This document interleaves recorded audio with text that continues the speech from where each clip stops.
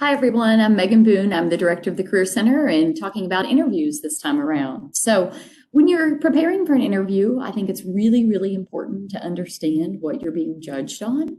And so, 10% of that is your job qualifications. And that number may surprise you, but it is low because that's based upon your resume and your application materials. By the time you get to an interview, it's your communication skills, it's your image and appearance, and most of all, it's your attitude that you're being judged on. Are you going to be a fit with this company? How confident do you seem in your skills? Do you seem eager to hit the ground running? I will say that engineers sometimes have a bad reputation in terms of their ability to interview. And hopefully, as I go through this presentation today, you're going to develop some tips and some tricks that you can use to make sure you have a standout interview. You'll make sure that you're together and ready so that you can make a very positive first impression in those first few minutes of the interview. Take some time as well to get to know yourself. Look back over your resume. Think about your strengths.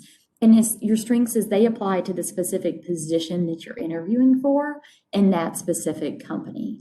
On the flip side of that, take some time to understand your weaknesses.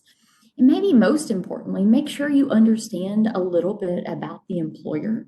You want them to think that you are only applying there and this is the only place that you want to work. So take a look at their website, maybe look for them on a professional networking site like LinkedIn, and really understand the employer as well as so you can really make that case that you're ready to hit the ground running. Just some very basic tips when you're preparing for an interview. Make sure you know the logistics, make sure you know the time, make sure you know who you're interviewing with. Maybe take the time to Google them and understand a little bit about their background. Know that we have a suit bank in the Career Center because one part of that first impression is the way that you look. So if you need professional clothing for an interview or even for a presentation or a conference you might be participating in, you're welcome to come into the Career Center. If you find something in our suit bank that fits you, it's yours to keep, no charge to you. I mentioned this when I was talking about resumes, but it's important to think about what questions you might be asked in an interview. And you're going to certainly get questions around your technical skills, but you're also going to get questions around these more general career skills. So be prepared for questions about, tell me about a time when you stepped up as a leader. Describe a time that you've been a part of a team. Some of those general questions, and if you're not anticipating those, sometimes those can be stumbling blocks for you.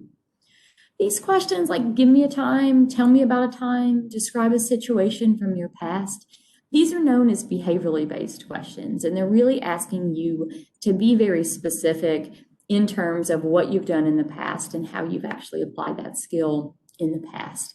And there's an easy method acronym for thinking about how you might build a strong answer to an interview. It's called the STAR method. It stands for situation, task, action, and result. I think about it in terms of prove what you're saying with a strong story, with a very specific example of your CAD skills in action or whatever element that you're trying to showcase. So the situation, this is where you would talk about maybe the class that you were doing the project in, the employer that you were working for, who was involved, how large was the team that you were working with, maybe what other things were you juggling at that time.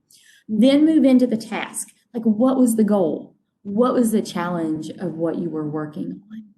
And then most importantly, what's the action? What is it that you did? What was your role? And this is a great place to focus on the specific skills that you have, whether that's a theory that you've learned in your classes or a specific software that you're using. And then lastly, the result. And this, you may remember this from the action challenge end result when I talked about resumes. Similar concept, but what's the result of that situation in your actions? And sometimes it may not be positive, and that's okay. If that's the case, go ahead and say what was learned, say how you would approach a situation like that differently. Employers really value someone who can learn from the past.